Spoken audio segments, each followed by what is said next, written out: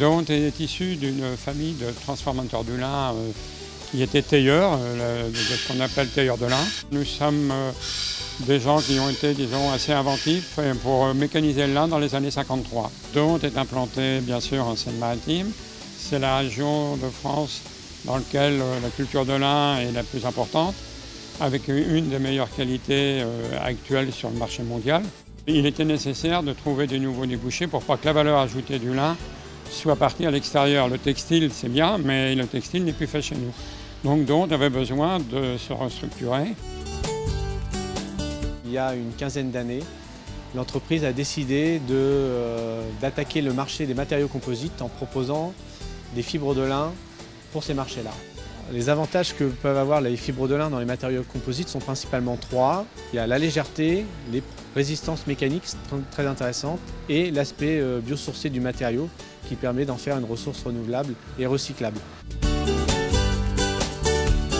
Alors avec ces matériaux-là, on s'attaque au marché notamment du sport et loisirs, le marché du transport en général, donc on peut avoir le ferroviaire, l'automobile, l'aéronautique notamment. Le nautique aussi est très intéressé. Et puis le secteur aussi du bien de consommation qui va par exemple de la valise pour transporter des bagages jusqu'à des produits classiques type des coques de téléphone pour smartphone.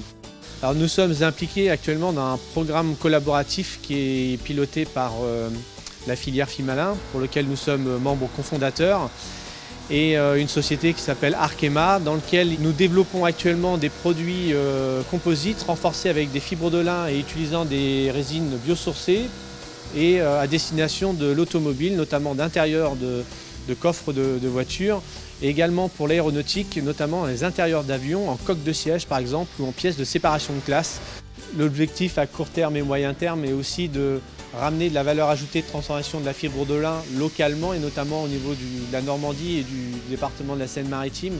L'objectif étant de transformer des produits à forte valeur ajoutée. Le marché des composites, c'est un marché en forte croissance pour lequel on a l'ambition de pouvoir placer certainement des quantités importantes de matière dans les prochaines années et de pouvoir produire localement en développant aussi tout un pan économique et social sur place et de pouvoir mettre en place des nouvelles activités, des nouveaux métiers avec la création d'emplois sur ces activités-là.